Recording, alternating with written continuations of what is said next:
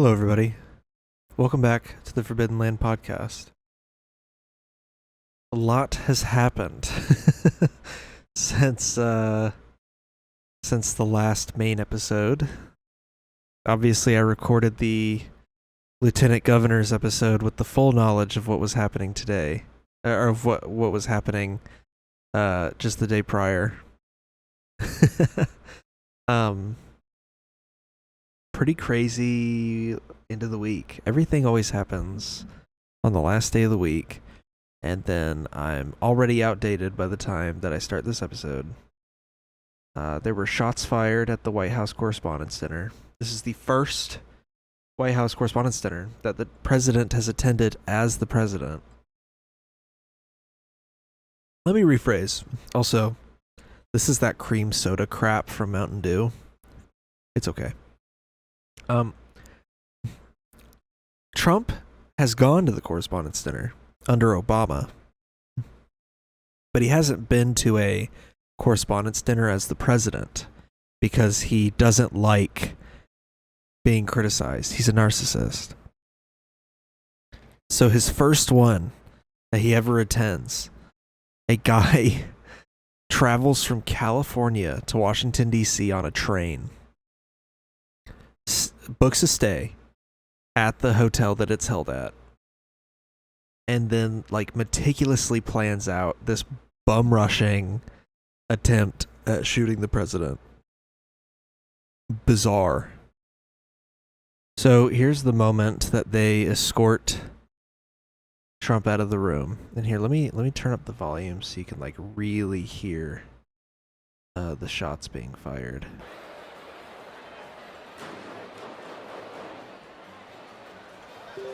Yeah, you can really hear it in the background.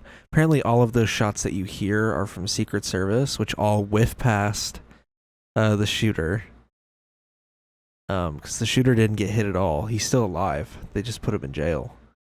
So yeah, all those shots missed him. But that's what you hear in the footage.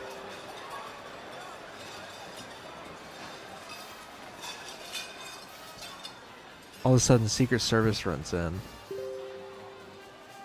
and starts trying to grab the president.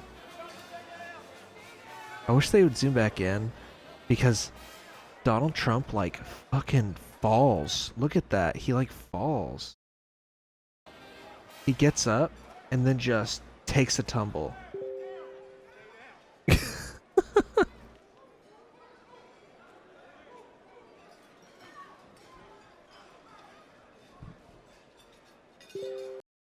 So, I like how this dude down here just continues eating. But, so this guy apparently is a magician. Or some kind of guy that predicts numbers or something.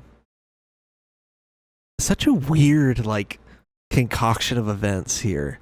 Yeah, this dude is some kind of magician that, I guess, predicted Joe Rogan's bank pen a few months ago or something. I don't know.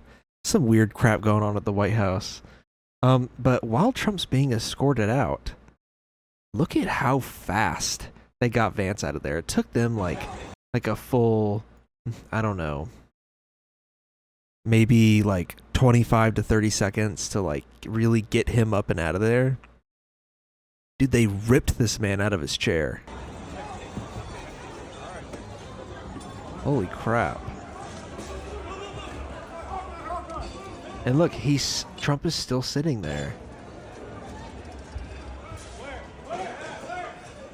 And then he eats shit. I'm so glad this angle exists. He eats shit on the floor, and then they get him back up.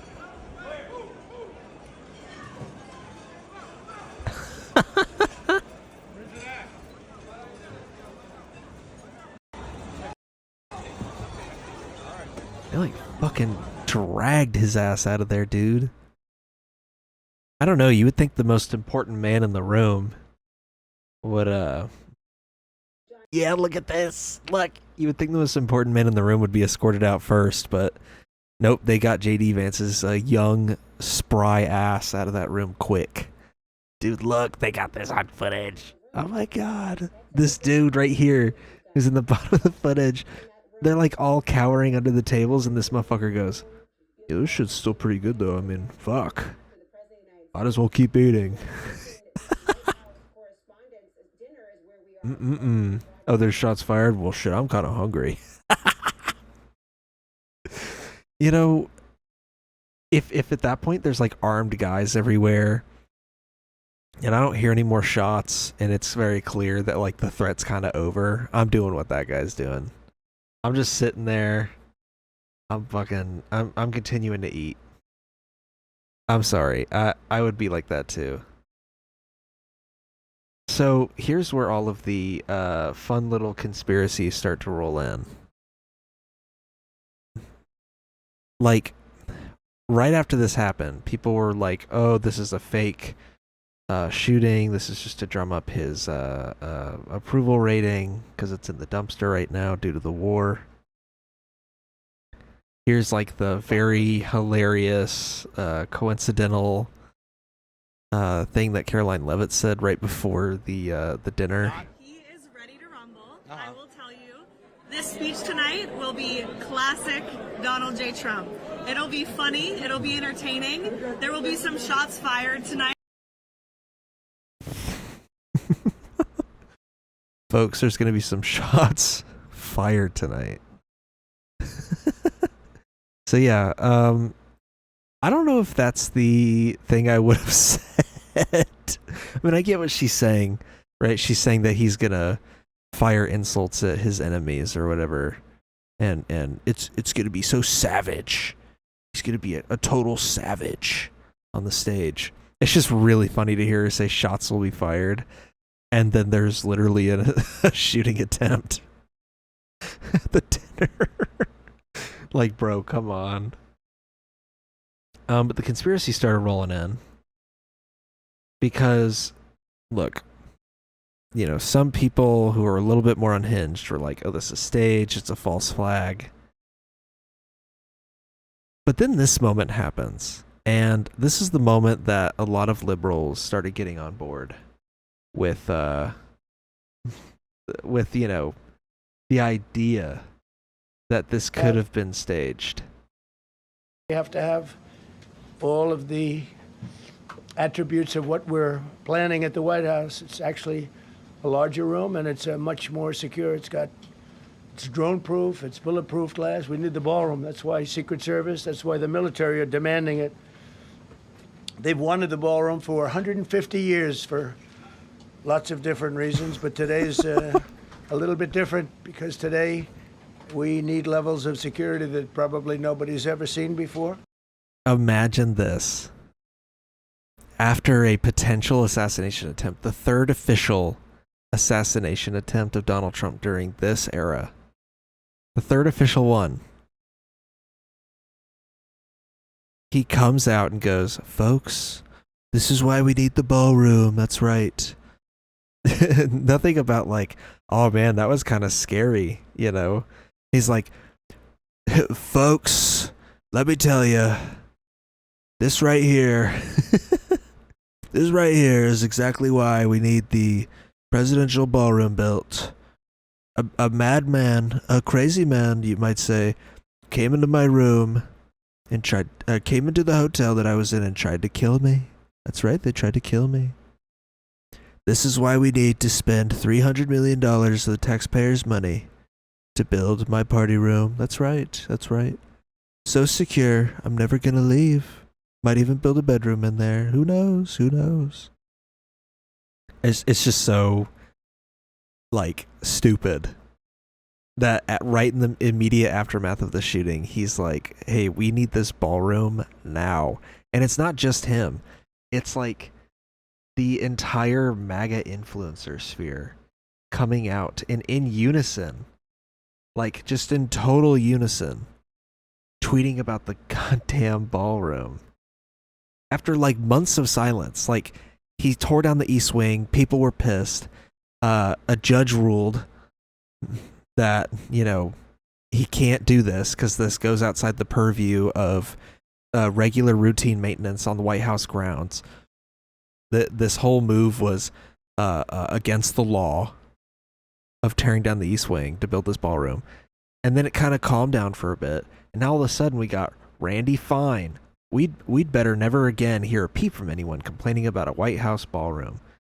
Meghan McCain, I don't want to hear one more fucking criticism of Trump's new ballroom at the White House. End wokeness. Now you know why the left is suing to block Trump's privately funded White House ballroom. Jack Posobiec, thank God President Trump is building a ballroom at the White House. Libs of TikTok, this is why we need Trump's ballroom in all caps.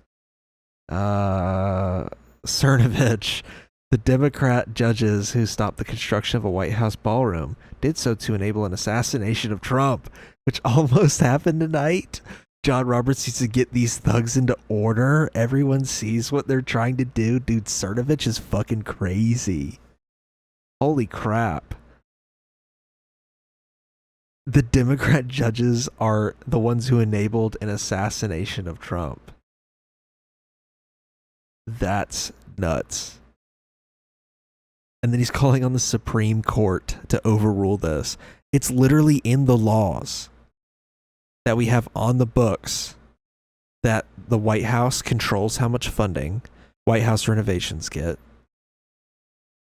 that they give the White House a certain amount of funding for regular maintenance and routine upkeep, and that you have to have an act of Congress to tear down an important historic building on a national park grounds and build something else. Something that severely alters the park. Because you have to remember, the White House is technically a national park. That is why. That's the law that it falls under. That's why people are making such a stink about this. Obviously it's going to be this disgusting, ugly-ass White House, and he tore down, like, the historic East Wing to build it. Obviously that part's gross. But, it is still against the law. If we're going to, disregard the small laws like this one, at that point, what's to stop them from just disregarding all of the important laws? They're just going to escalate it further to laws that actually matter. So, it's just really insane. I think Cernovich went probably farther than anybody else. Nick Adams tweeted out, build the White House ballroom now. Nick Adams, dude, holy shit. That's that guy that calls himself an alpha male on Twitter. I know a lot about Nick Adams. Because he's just such a cuck. I think I have him blocked. Yeah, him like constantly calling himself an alpha male and then glazing up Trump. Such an embarrassing guy.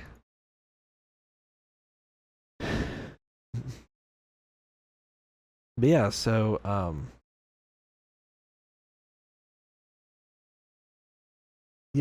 it's just crazy. So now the narrative here. And let me go over this part first. I want to read you an account of the cabinet members being shuffled out of the room, because this guy's manifesto said that he was targeting all of the cabinet members, well, except for Kash Patel. But that's not the worst thing to happen to Kash Patel tonight. Being completely disregarded in a shooter's manifesto about the whole cabinet. The dude probably just assumed he'd be fired by now. But that's not the worst thing to happen to Kash Patel. Here's a written account. RFK Jr. and his wife Cheryl Hines came out and were ushered into an elevator. Then Janine Perot emerged. The FBI director, Kash Patel, came tearing across the hallway with 2 men in tow. His girlfriend was hiding in a room with another man who was holding her hand. Dude, Cuck Patel, that's devastating. Everyone's got the Patel chair in their hotel room. Everyone's got the Kash chair. Cuck Patel, FBI director, Cuck Patel. Oh my god. That's so funny. This dude's so cooked. He's probably gonna get fired, to be honest. I think his aura is just, I think this whole administration operates on aura and vibes. And I think his aura has run out. I think he's in negative aura right now. Negative 10,000 aura. And I think Trump won't stand for it. You know, Pam Bondi lost all her aura after that hearing in Congress. And after, you know, the Supreme Court case about birthright citizenship took a turn for the worst. I think, you know, that was her losing all her aura points with Trump. And then, you know, Kristi Noem already was in the danger zone in the aura factory. She was in like aura debt. But, you know, Trump granted her an aura moratorium. And, you know, because she shot her dog and she's having like an open affair with Corey Lewandowski. You know, stuff like that. With, you know, the cross-dressing stuff on the horizon with her husband. So she was already in aura debt under an aura moratorium. So, you know, Trump was willing to put up with it. But as soon as she threw Trump under the bus with the ad campaign scandal of her opening her own shell company to make ads and then like giving herself millions of dollars to do so. Yeah, I think that was the aura straw that broke the aura's back. You know, like Trump was like, all right, if you go after my aura, it's over. Cut. Sent away. And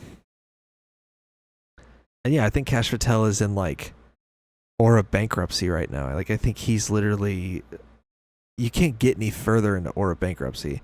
He's about to have like you know, aura farming debt collectors show up at his door, break his fucking knees, and tell him that he owes.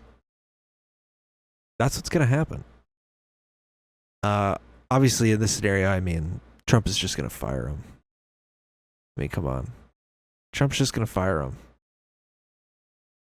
Just so embarrassing for Kash Patel, man. Now, if you're wondering who the shooter is, the shooter is Cole Allen. He is a engineer, he's some kind of, you know, engineer in California.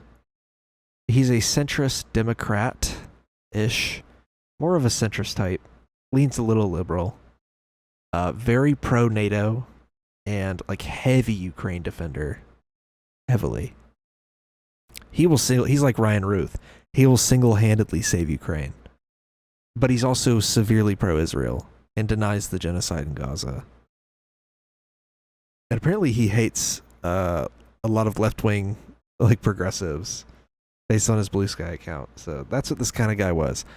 Add it to the roster of the first one being a MAGA supporter, the second one being a like centrist Republican, you know, NATO supporter, like this dude will single-handedly save Ukraine from the clutches of Russia, you know, Ryan Ruth, and then like a centrist Dem almost, who also loves NATO and will defend Ukraine to his dying breath. Interesting crowd we got going on here. You know what? The common denominator between the last two? Seems to be Ukraine. What if the way he, you know, chastised and scolded Zelensky in that first meeting radicalized like a subsect of his base to go like, no, I will die for Ukraine. Donald Trump, I will die for Ukraine. And then they all hatch this long-term plan of varying timescales to take their shot in a metaphorical sense, if you get what I'm saying. What if they're all NATO, like pro-NATO guys who are just like dead set on defending the rights of Ukraine against the President of the United States? That could be a good theory here. Yeah, I think I'm on board with this theory. So here's what happened when Jamie Raskin went on CNN and they asked him about the shooting at the Correspondents Dinner. And this is what happens And when he goes on there. And of course, the person interviewing him is Dana Bash, a former, probably still closeted Republican. Just listen to how she frames these questions to Jamie Raskin. yeah, and you have, and as many of your fellow Democrats, have used some heated rhetoric against the president. And do you think twice about that when something like this happens? What rhetoric do you have in mind? Just talk. Yeah, what rhetoric do you have in mind? What a perfect answer. Listen to all the shit they said about Obama throughout his whole presidency, and he had 11 attempts against him for simply being the first black president. 11 attempts from these crazy freaks that couldn't stand the fact that a black man was president. You know, and look at all the rhetoric they were saying about him, calling him like a crazy Muslim terrorist. Like, what are we doing? They were constantly inciting the base. They went, let's call him Muslim because Islamophobia is hot right now, off the backs of, 9/11 wasn't that long ago, and people are super Islamophobic because of it.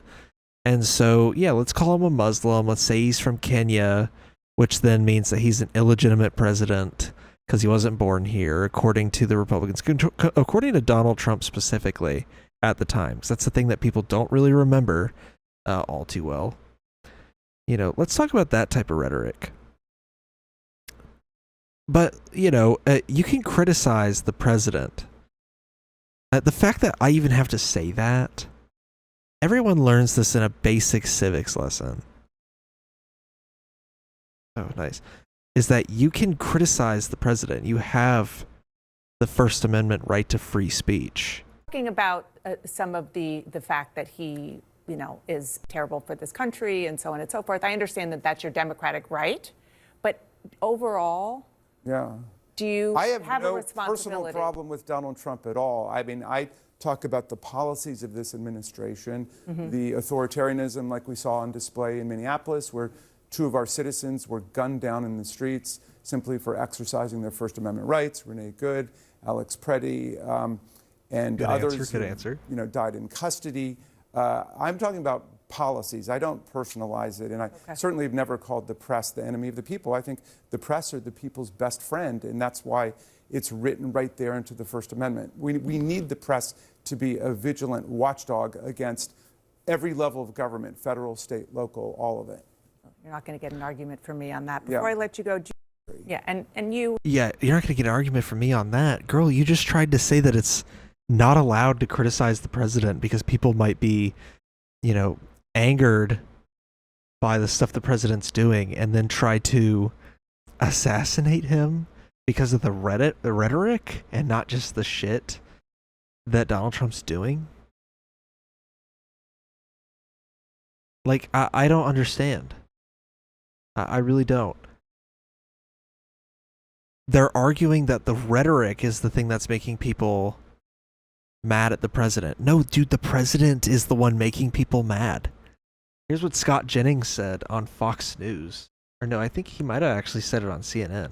He did say it on CNN on a panel with Dana Bash on the same day. As obviously another of these left-wing lunatics who's come to kill the president. 3 assassinations. Literally 0 evidence of it being left-wing. They just immediately go to that. It's the boy that cried wolf. It's the man who cried left-wing. They always jump straight to it being a left-wing lunatic, and then it never is. This is like a fucking moderate centrist, like maybe Democrat. He donated $25 to Kamala Harris. That's all we know about his Democrat support. Other than that, it seems like he really fucking despised the left flank of the Democratic Party and really hated the Republican right flank, but fell kind of perfectly into the middle of that spectrum. Just so crazy. This dude's such a fucking hack clown, by the way. Attempts on the president now. Charlie is dead. You have people on the left lionizing Luigi Mangione. Well, there's a bar in Wisconsin. Let me finish. Yeah. You have polling showing a tolerance for political violence on the left. And I heard Hakeem Jeffries say this week, it's maximum warfare all the time. We are in an era of maximum warfare.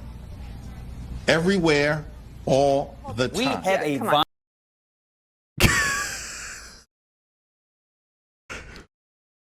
Are we serious right now? Hakeem Jeffries, the guy who literally, if he was getting mugged, like if Hakeem Jeffries was getting mugged, he'd probably just take it. That's so funny that he's bringing up Hakeem Jeffries saying maximum warfare all the time. Hakeem Jeffries is like one of the most spineless Democrats in the party. Need I remind us?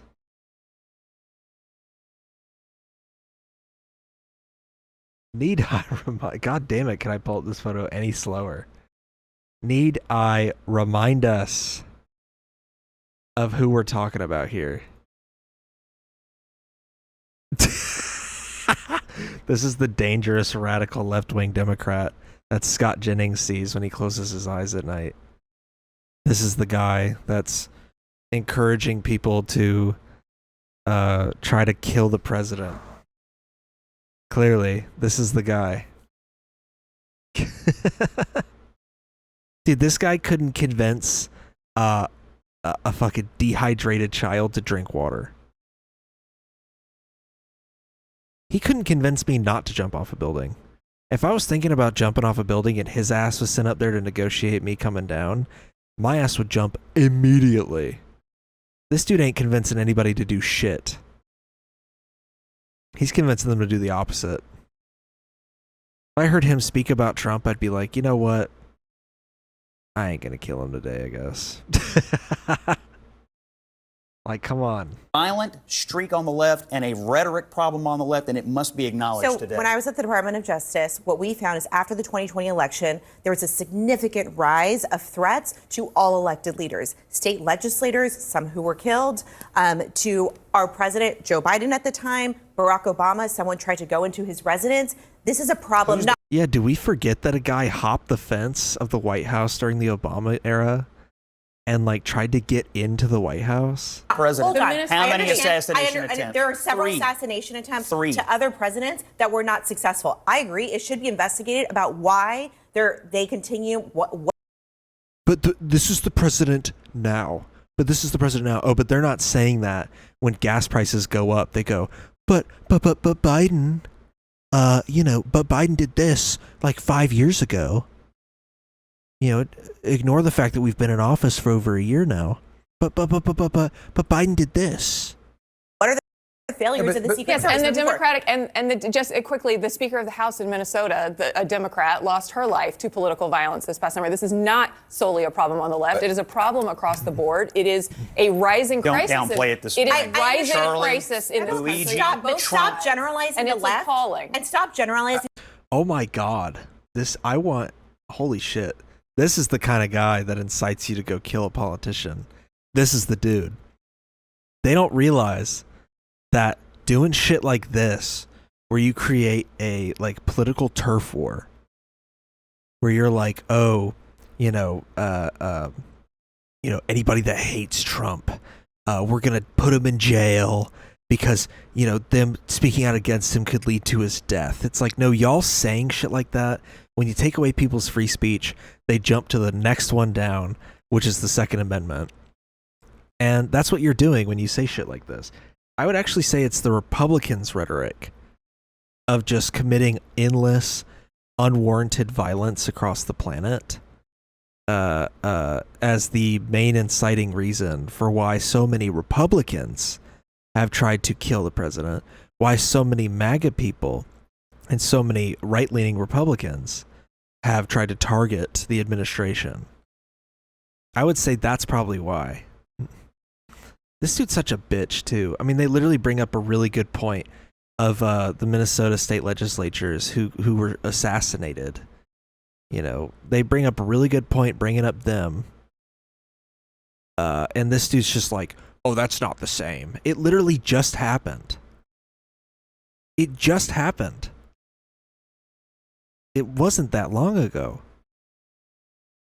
Like, are we just memory holing this? That 2 Minnesota state legislators were assassinated? Are we forgetting the plot to kidnap Gretchen Whitmer? Are we forgetting that the first shooter of Trump was a MAGA supporter, or at least a Republican? God damn, dude. And he's gonna bring up Charlie Kirk too. You don't even know who killed Charlie Kirk. They still haven't even convicted that guy. We have no idea if that's the guy. Same thing with Luigi Mangione. I like how that's his 2 examples. Luigi Mangione and this recent shooter. He's just such a smug cunt. That's what he is. I can't say that on here really, but I'll make an exception for this one. Stop generalizing the left as the entire left. Candidates Hold on, campaigning with Hassan Piker. Listen to me.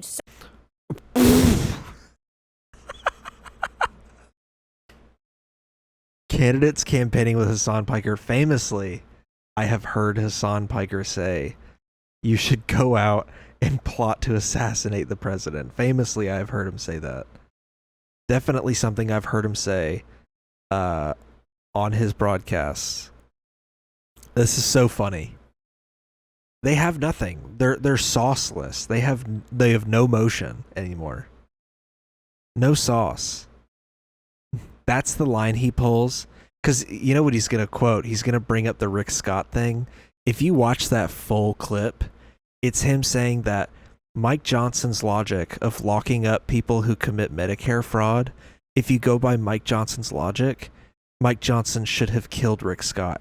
And the reason being is because Rick Scott committed the largest, one of the largest Medicare fraud, allegedly, Medicare fraud schemes in U.S. history. I mean, he allegedly, I don't remember if he was actually found guilty of this, allegedly defrauded the government millions of dollars with his healthcare company. So that is why he said that.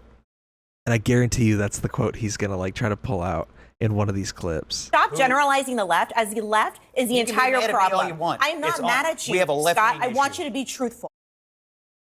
Well, he said we have a left-wing issue? Scott, I want you to be truthful. This guy's obviously another of these left-wing lunatics. Scott Jennings is such a little bitch-made, fucker. What are his qualifications other than being some right-wing dipshit asshole bitch bag on CNN? What are his qualifications? Look at him. Hold on, I gotta change my camera to show you this. Look at this little bitch. Bro. He's just such a smug, smarmy bitch. I think that's why I don't like him. I don't like people like that. If it wasn't obvious. I hate people that talk like him. The left is not the only people doing this, and the right does just as much online. You can understand.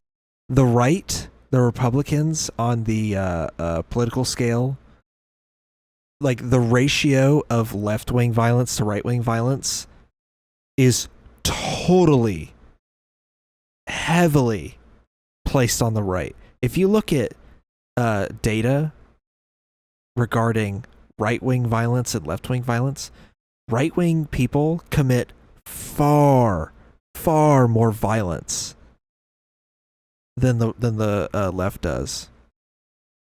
Famously, on record, Antifa, I believe, has been responsible for the death of 1 person. And yet, right-wingers throughout that whole era had been killing people left and right. And it being hand-waved away, oh, it's just another mentally ill guy, even though his manifesto details out the entire reason why he did it. Yeah, if you look at the statistics, right-wingers are far more likely to commit violent acts against the population than left-wingers. This guy's just such a smug cunt. I really do hate him. I really do.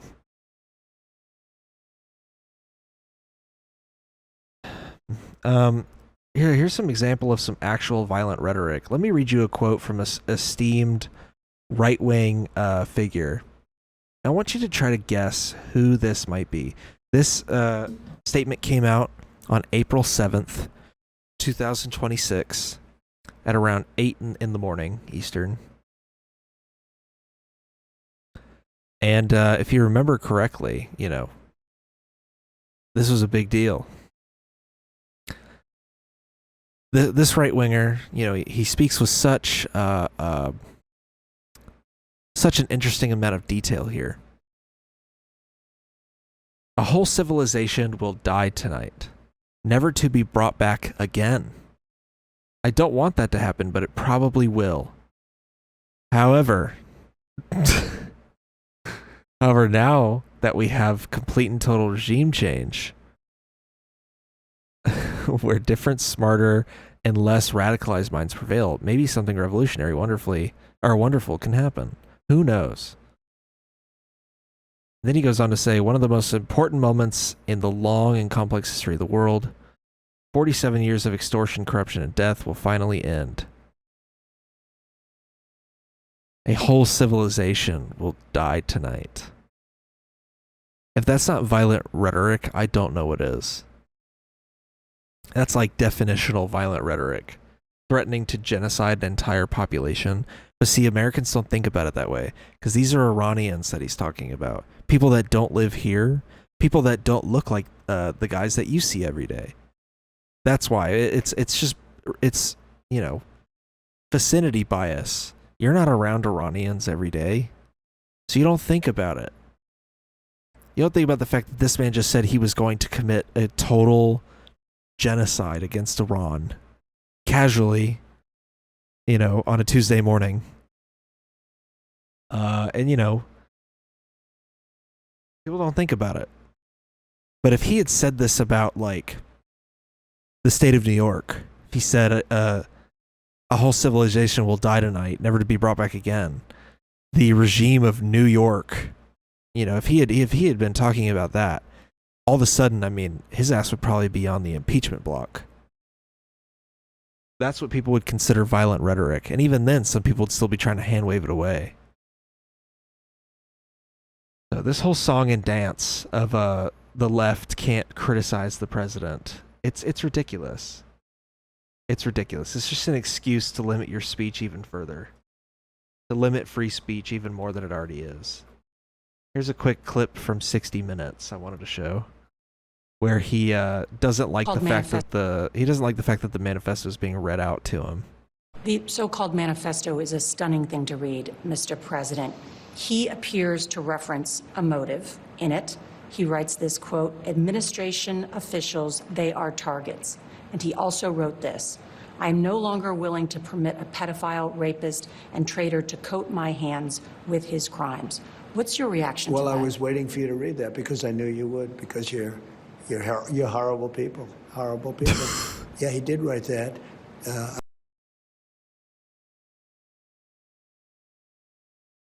Her simply reading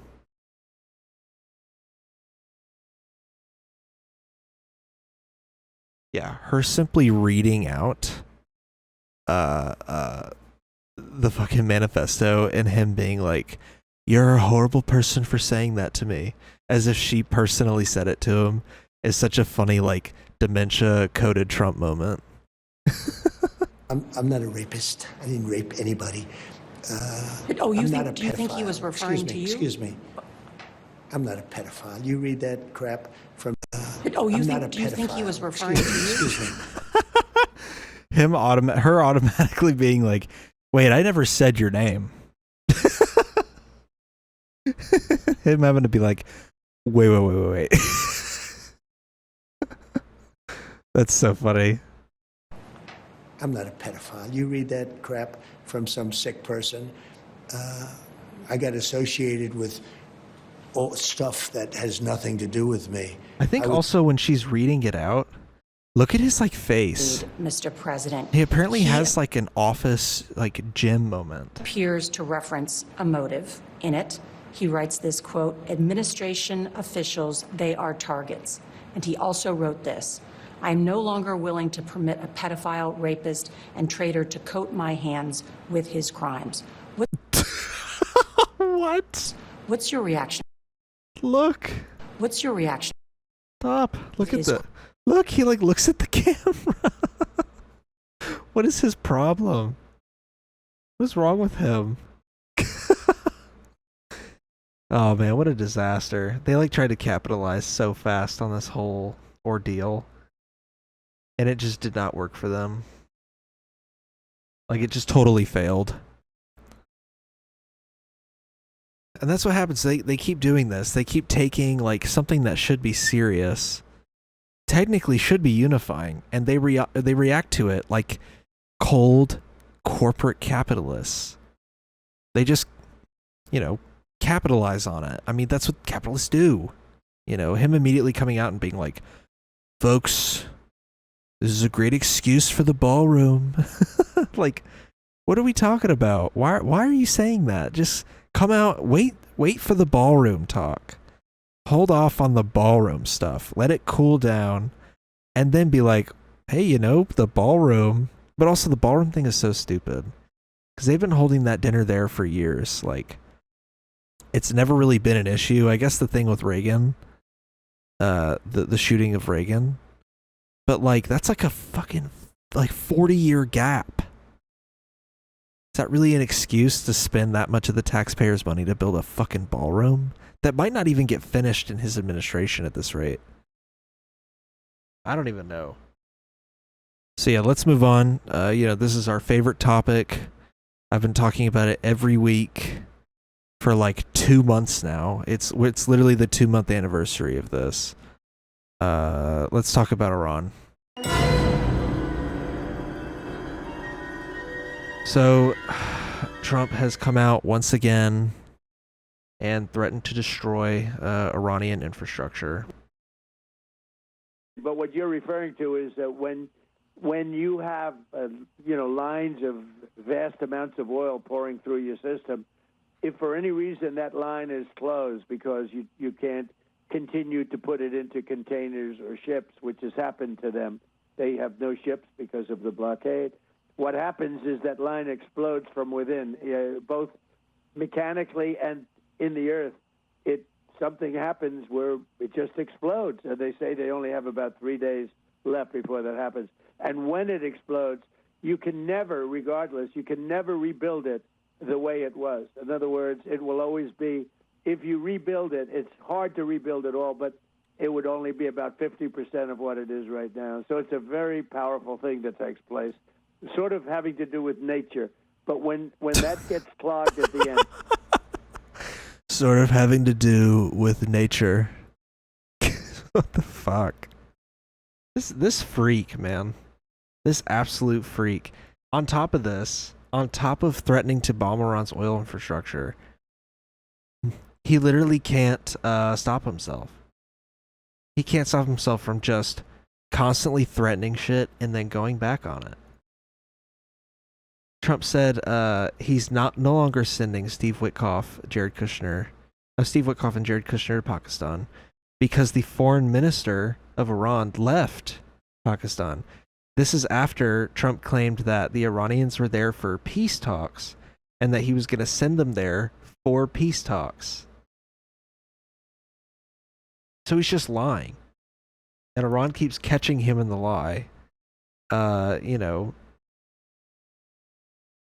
Yeah, Iran keeps catching him in this lie, and he keeps being like, no, they want to talk. They're begging for a ceasefire, and then, as soon as we go to send people out there, the foreign minister is like, all right, I'm leaving, and now he's like, oh, we're done sending people out there.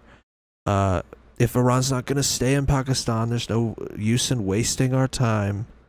It's like Iran's not going to Pakistan for these talks. Iran has a good diplomatic relationship with Pakistan. So stupid. The war is such a disaster. This has to be like one of the worst, most embarrassing wars in American history. In terms of how the president is handling it.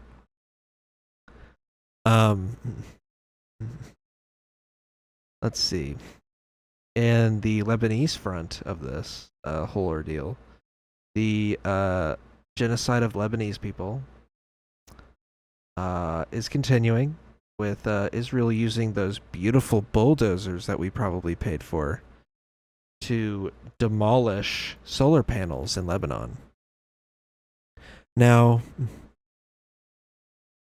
how is this stopping Hezbollah destroying these random people's solar panels?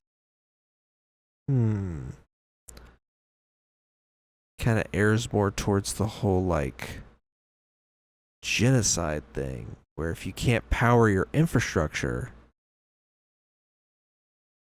then more people will die, if that makes sense. Look at them destroying the truck.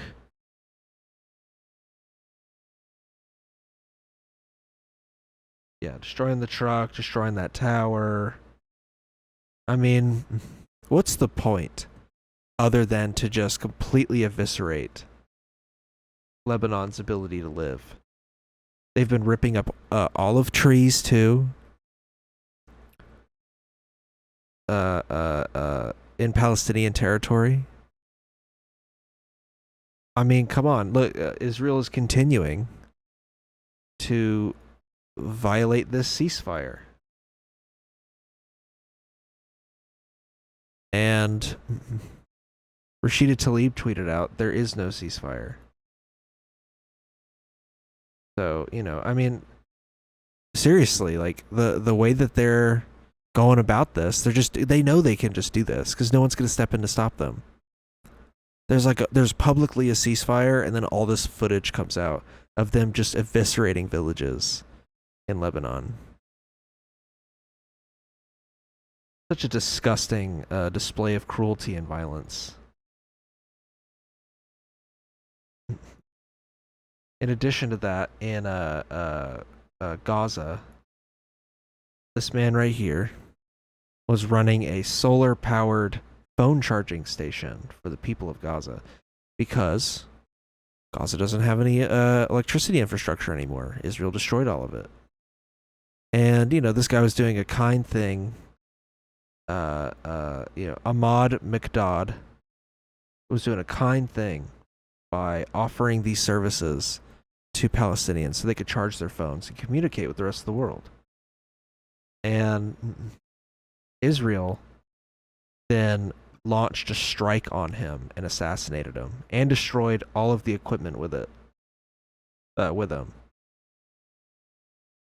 So that's how it's going on the Israel destroying everything and anything front.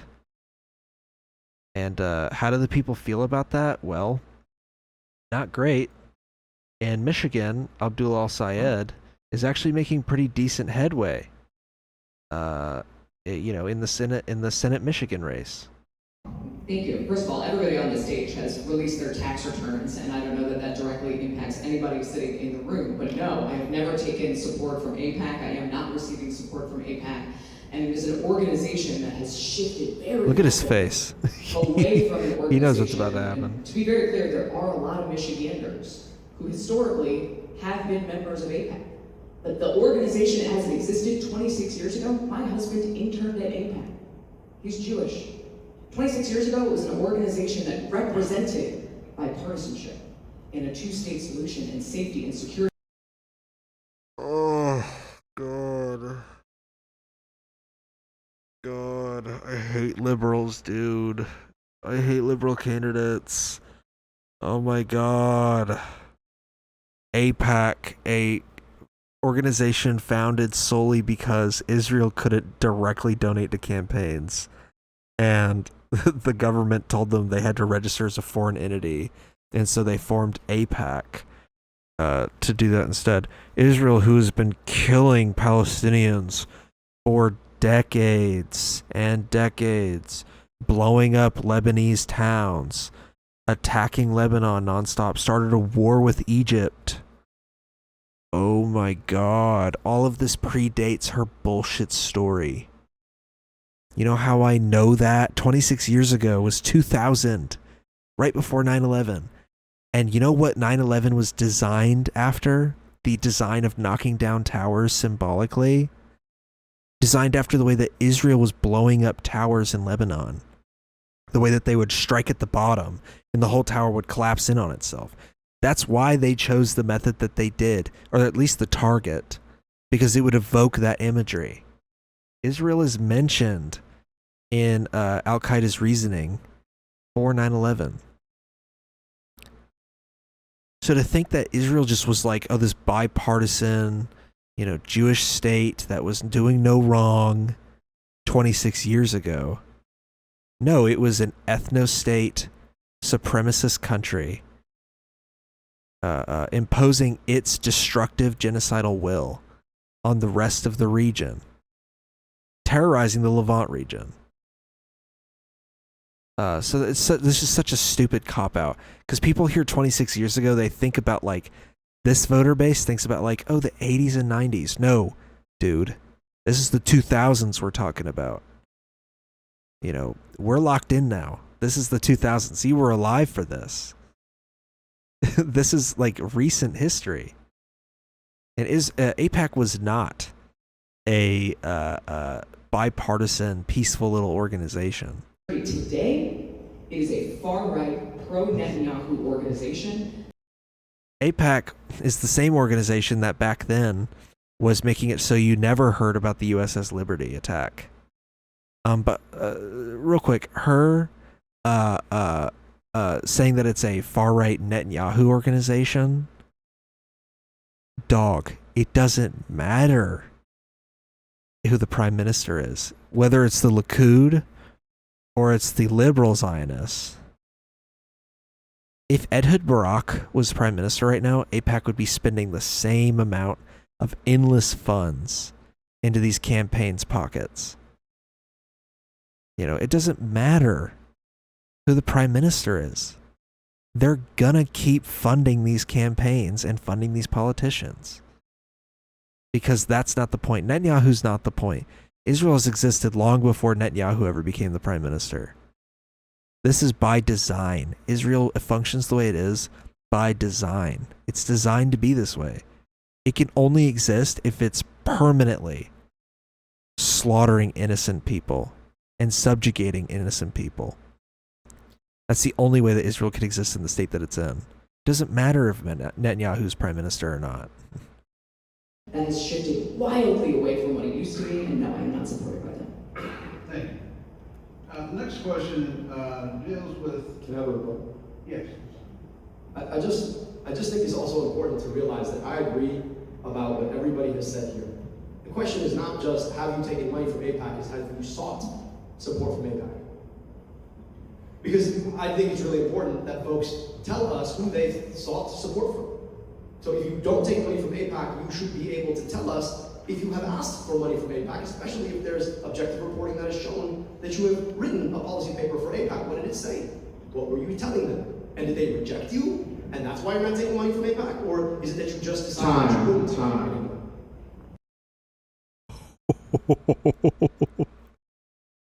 Yikes, dude. Mallory McMorrow is such an unpopular figure to me. Like, she's just such a... Like, she just doesn't fit. She just isn't fitting for this office. She can't handle scandal. And... Like, she doesn't take it seriously. Yeah, she doesn't take it seriously at all. And she privately drafted, quote, outstanding, end quote, AIPAC position paper. An AIPAC position paper. That's nuts, man. This is Sarah Scott's wife. I want to kind of go back to what Kelly said about Israel. One of my big concerns as we're talking money is the AIPAC contribution to Haley Stevens, which allowed her to beat Levin in the last campaign. Most of the people I know, especially younger Jewish people, were supporting Stevens because AIPAC supported Stevens, and they did not like Levin's position on Israel. And I think you need to be very thoughtful about how you position this, but also understand that APAC comes in towards the end of the cycle of the primaries, and that's a huge infusion of cash. And they're not necessarily a corporate PAC, so I just don't know how you're considering their money.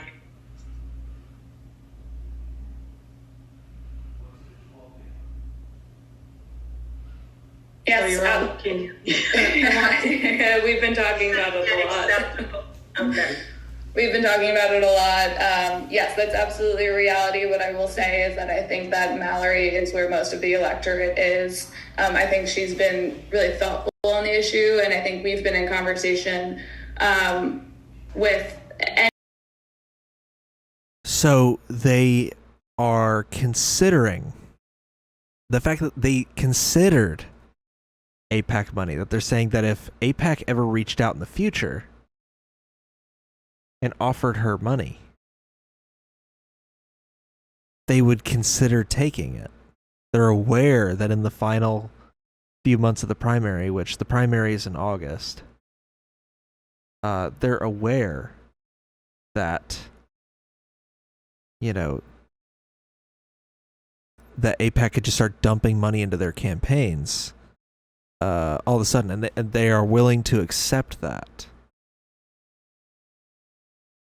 That's sickening.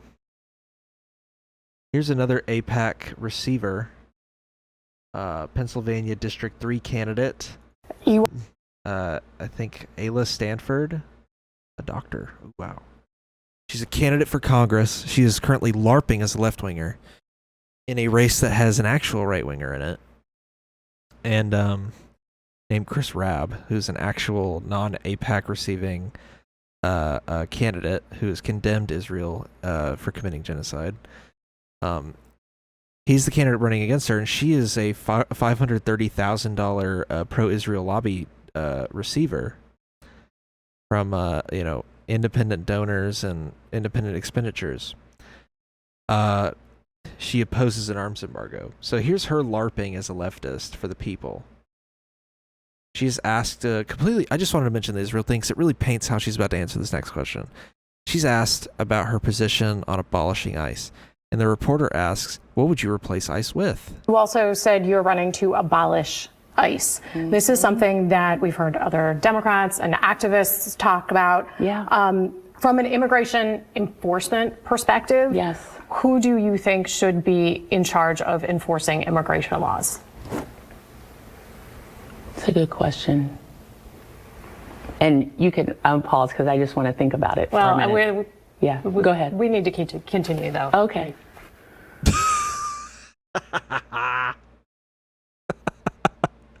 Who do I think should be in charge of enforcing immigration laws?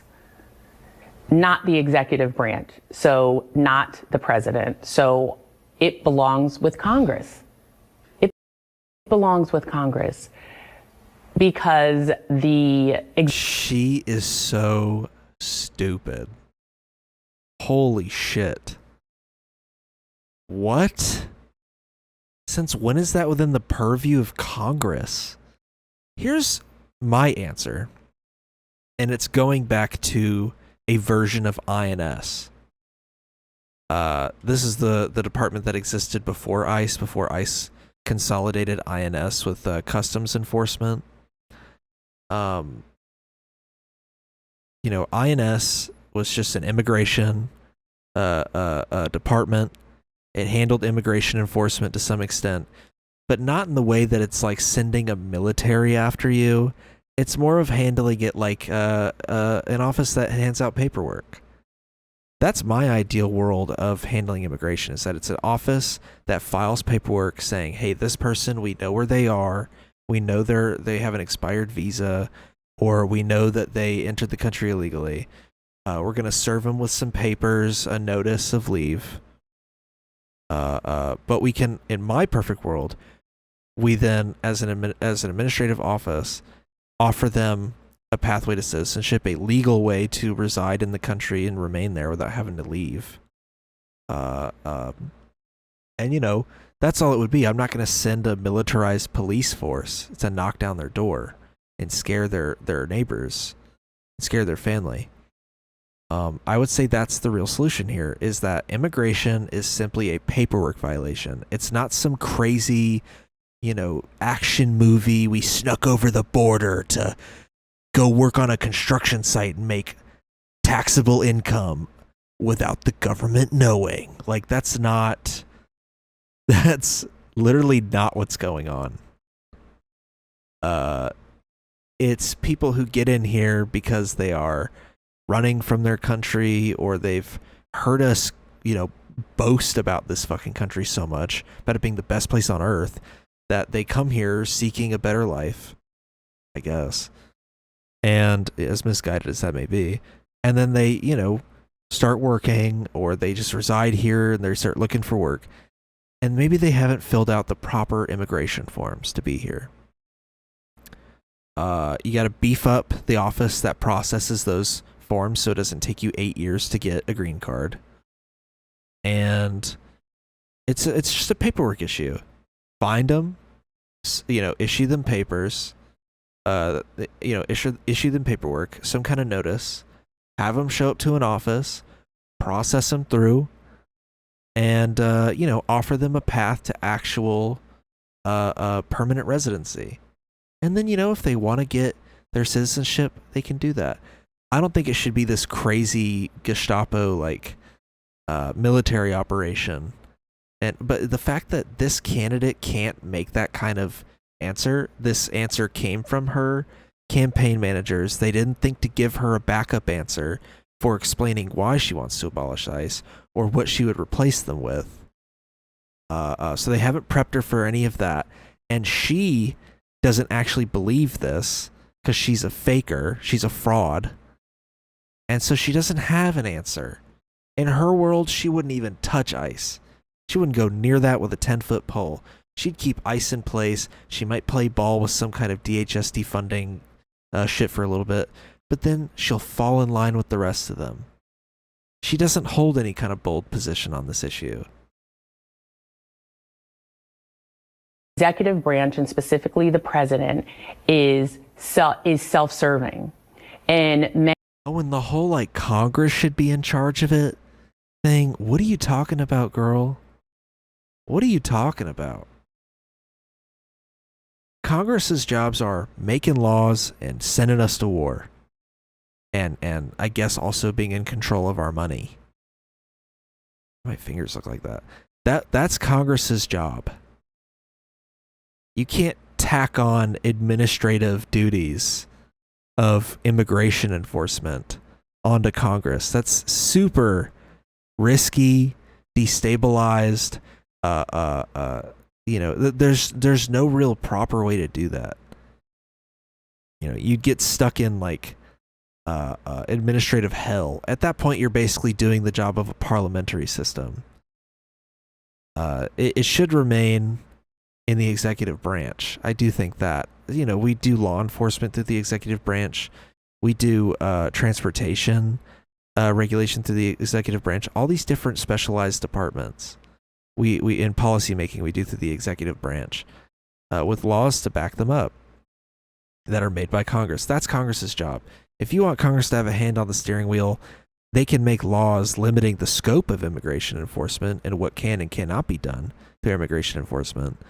But you can't just give a whole federal department to Congress. That's way out of hand. That would not work if you've got, over 400 hands on the steering wheel.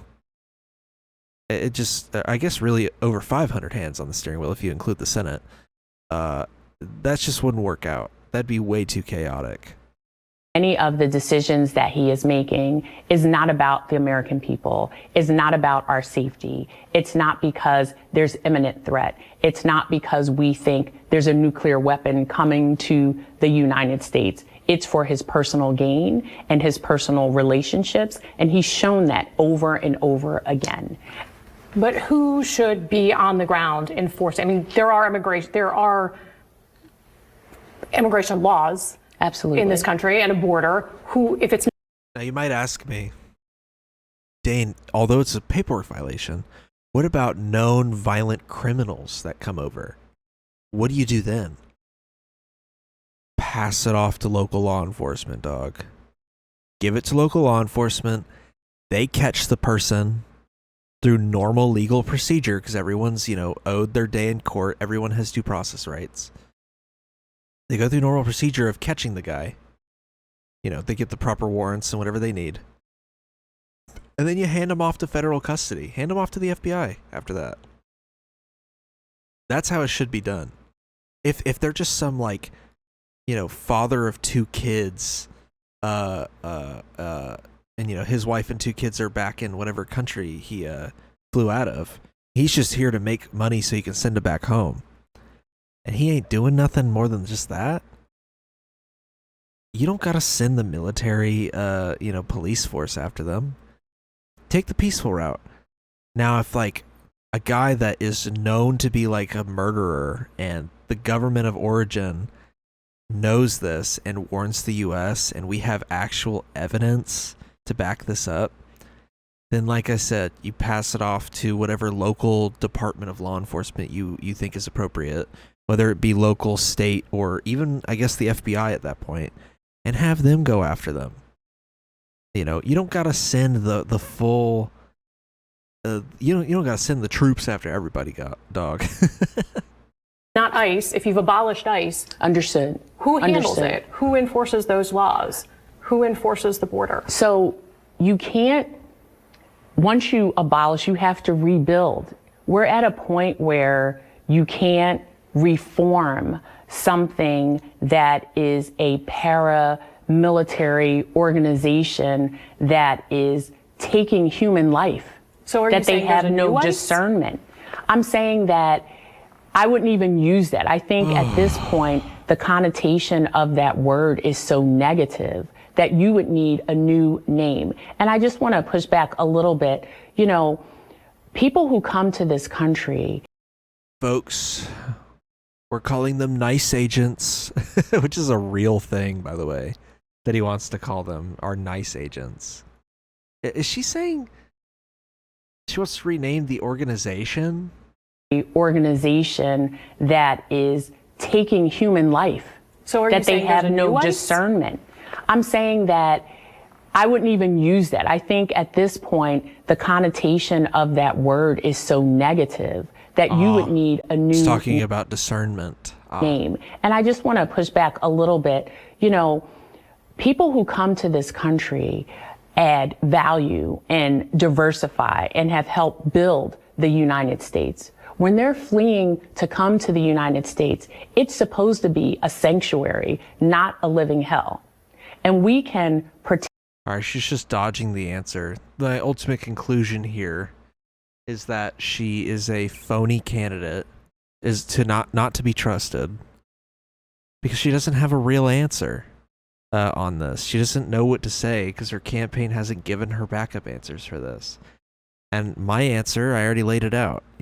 INS, paperwork issues. If they're violent, send law enforcement after them on a local level. But if they're just here living, I don't know, send them a notice in the mail or some shit. If you can find out where they are, send them some paperwork and send them a notice.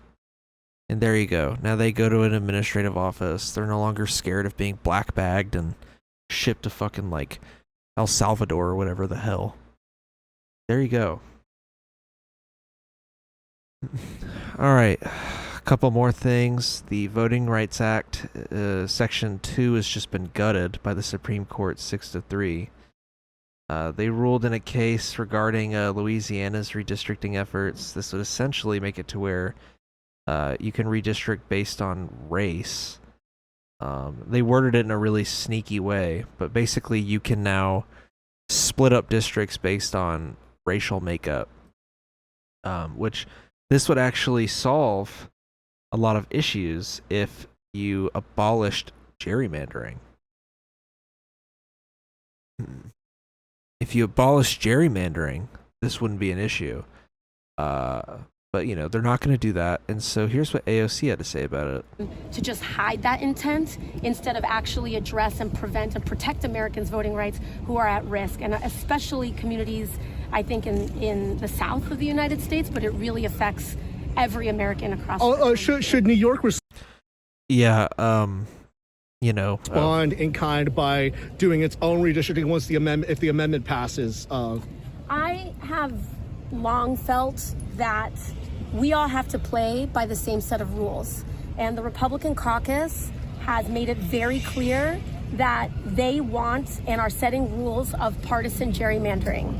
The Democratic caucus has tried to pass nonpartisan gerrymandering for 10 years. Republicans have rejected it. And so we have to all abide by the same rules. And so if Republicans are going to redraw North Carolina, if they're going to redraw Texas, if they're going to redraw and gerrymander every one of their states, then unfortunately, we have to provide balance to that until we get to the day where we can all finally agree to put this behind us and pass nonpartisan gerrymandering federally. Baller. I love playing by the same set of rules that the Republicans have been. Look, for too long, a dog has been dunking on the court, and Democrats have been saying a dog can't do that. That's against the rules. And the Republicans continue to send their dog out there to dunk on the court. It's about time that Democrats send their own dog out there to dunk on the court. I was gonna say, yeah, you might as well play by the same rules, man. Just start gerrymandering every Democrat predominant state. Fight fire with fire. Last thing, which I find really funny, is that, look, I don't like bringing up Hassan on this, although he's a major political influence for me, and he is the one that started my political radicalization. I don't like bringing him up. It feels very parasocial for me to bring up another content creator on this show. I try to keep it to just news nowadays and not bring up, who I basically view as just like streamers and YouTubers. But he has gained so much influence, I can't avoid it anymore. I have to talk about him. He did campaign with Abdul El-Sayed. Like, he keeps popping up in the background of stuff that I'm talking about, and I just ignore him in such an unnatural way that I'm like, I have to talk about him now. He's been campaigning for Abdul El-Sayed. He's been getting contacted by other candidates, and that has caused the Democratic establishment to lash out and start calling him, radical. That's why I mentioned the Rick Scott thing, 'cause that's a talking point they've been using against him. And anybody with half a brain can figure out why he said that, but they're banking on you not having a brain. He has said some, I guess, controversial stuff about Hamas and Israel and Hezbollah and all that stuff. He's just, the whole point of his rhetoric is to destroy your preconceived notions of what American imperialism has brainwashed you into thinking your whole life. So, he makes comments that seem a little uncouth, I guess, but they're really pretty normal and somewhat popular statements if you really get down to it. But the reason why I'm talking about him now is because he is elevated to such a threat in the eyes of establishment politicians that a bipartisan resolution is being brought forth by a Democrat from New Jersey, which, funny enough, is actually Hassan's home state, and a Republican from New York. They are bringing together this resolution to condemn Hassan Piker for anti-Semitism. And the cherry on top is, I believe they're including Candace Owens in that, a real anti-Semite. So that if you vote against this condemnation, it's like ooh, gotcha, you let a real anti-Semite go, you didn't condemn them. Between the two of these between the two of these representatives, they have received almost $3 million combined from AIPAC and pro-Israel lobbyists. That should show you where this is coming from, is that being anti-Israel is such a popular position nowadays that they view us as a legitimate threat. So that's what I'll leave you with. Pretty good headway. It's really just convincing people to side with the left more because they're seeing the Democrats squirm and squeal.